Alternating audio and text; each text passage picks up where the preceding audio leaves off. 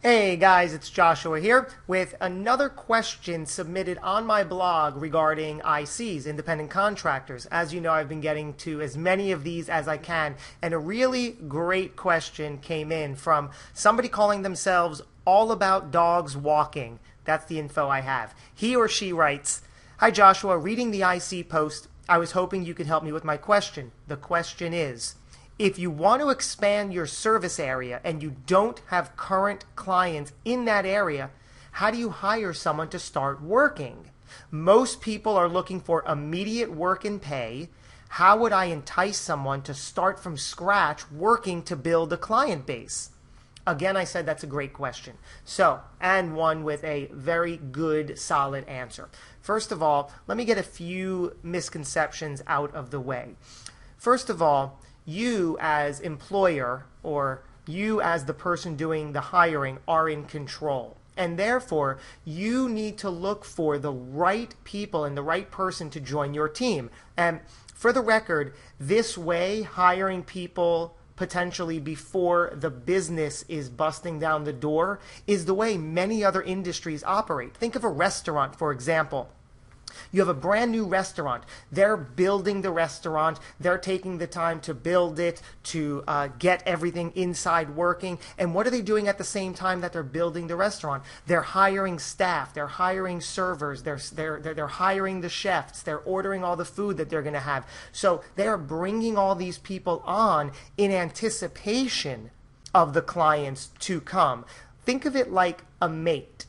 In order to find, in an ideal world, the most perfect mate for yourself, you want to be open, honest, and upfront. And then all the people who aren't right will naturally trickle away, leaving the best person standing, right? Ideally, your best mate, because they love you for who you are and accept you through thick and thin. Really, hiring the best IC should be no different. You want to be upfront. You want to be open and honest with what you're offering.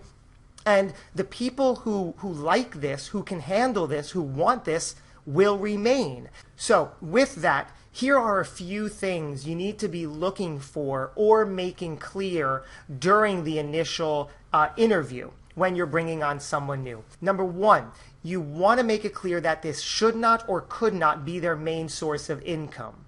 Okay, they should have something else going on, whether it's another job, whether it's other pet sitting gigs, whether it's a spouse that's helping support family, retirement, whatever it is, this could not or should not be their main source of income. Number two, as you're interviewing, you want to make sure that they're not too overly interested or aggressive with the topic of money. Now, granted, we all want to know how much a job pays, and you don't need to withhold that, but it has to be handled delicately, like any other job interview, right? You wouldn't go to a job interview, sit at the table, listen to the facts, and then be like, yeah, great. How much is it paying? When am I getting paid? How am I getting? It's a sensitive topic, and your pet sitter IC should handle this no differently. Remember, you are the boss. You are in control. You need to dictate the direction of the conversation, okay? And instilling confidence throughout the conversation will also give the other person confidence, so they're more apt to go along with you and accept what you are telling them. So it's okay to say, I've been doing this. Let me use my situation. We're in New York City, so we service Manhattan, one of the 5 boroughs. So it would be okay for me to call somebody who lives in Brooklyn and say, well, we've been doing this for quite some time. We're one of the more popular services in Manhattan. We're good. We know what we're doing. Now the time has come for us to expand. So we're about to expand into Brooklyn. We have our marketing materials set. We have some good content on our website we're going to be producing, advertising in Brooklyn, coffee shops and newspapers, that sort of a thing. So we're looking for a team player. We're looking for an IC. We're looking for someone to join us who could sort of head up the Brooklyn neighborhood for us. Now, obviously, we don't have any business there yet, but we anticipate having some business there in about 4 to 6 weeks. I know that the holidays are usually the busiest for us, so I can't imagine that Brooklyn won't quickly catch on. Our reputation in Manhattan is pretty strong and solid, so we don't have business there yet, but we're trying to get the ball rolling with the ideal candidate who could come on board and work with us to sort of hone that that area, that expansion. What do you think? So as you see, it's really just being open, honest, and upfront with each and every candidate, and the right one will stick around. You need to be confident. You need to take control and find the right person, because there's going to be a lot of people who are like, oh, I want a pet sit. How much is it? When do I start? How much work are you guaranteeing me? They're not right for you. Just like the ideal mate, if they're not right for you, they're not right for you. If they don't accept you for who you are, then they're not the mate for you. And they got to go and you got to look somewhere else. Just like hiring an IC. One other thing I'll leave you with is sort of the way that I direct my usual conversation that leaves money till the very end. I will do a little banter and small talk with them up front just to break the ice, get the ball rolling. Just try to learn a little more about them, 3 to 5 minutes. I'll probably reference something from their application so we have something to talk about. And then I'll start going into what the job entails and giving them a rundown of our services. And then saying, fine, which of those services are you most interested in? Which can you see yourself performing? And then we'll go through this. We'll talk a little more about schedule. I'll tell them more about our company and our policies and the way our clients love us and how we've been established and who we are and where we're going and all that stuff. And then I'll say, okay, this sounds great. Do you have any other questions for me at this point? 9 times out of 10, they say no. And that's when I say, okay, let's talk about fees. You obviously want to know how much you're going to get paid. This is our plan. This is how much we charge. This is your cut. This is my cut. This is how you get paid. This is how it works. Sometimes I say, do you have any other questions for me? And they're like, yeah.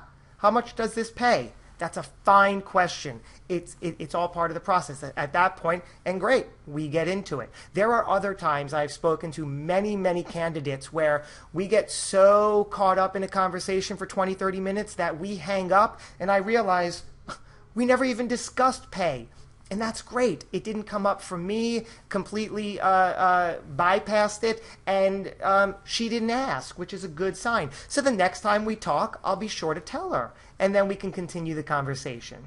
Okay, so let me see if I can't wrap up the answer to your question in one nice, concise answer. So one of the things you asked is you don't currently have clients in that area. How do you hire someone? Most people are looking for immediate work and pay. First of all, personally, that's a red flag. Whether you have the work to provide or not, especially if you don't, if they're looking for immediate work and pay, it's not going to work out. I wouldn't take a chance. I could tell you from my experience, that's not going to be an ideal team player. You just want to be upfront. Let them know that you are established in the area you are. Really toot your own horn. I'm sure if you're looking to expand, you have some sort of success where you are good at what you do. So play on that. Let them know, look, I've been doing this for X amount of years. We have so many satisfied clients. I'm sure you've seen our website. So now it's time for us to expand. And as we're getting the word out, it's going to take a little while, but we're looking to partner with the right team member to join us, to really head up that neighborhood and be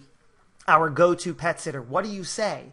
And then continue the dialogue and conversation. And the trick is to, once you get their commitment to say, this sounds great, I look forward to working with you and for you, the trick is to keep in touch with them on a regular basis.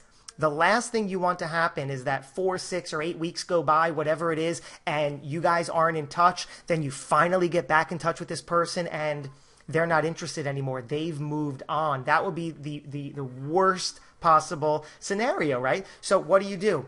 Stay in touch with them. Keep them in the loop. Always consider every IC as nothing less than a business partner. That's one of the tricks and the secret. My IC Toolbox has a confidentiality agreement, so you don't have to worry that anything you share in the making or the process is going to get shared. It'll all stay confidential. Well, there you have it. I hope my answer has been concise, valuable, and informative. Please keep your email questions coming in. I love reading them. I love responding and helping you guys out. Any chance I can make a video, even better. If you really want to full steam ahead your process for hiring ICs, please check out my Pet Sitter IC Independent Contractor Toolbox, Joshua at PetSittingology.com with your continued questions. I'll see you guys later.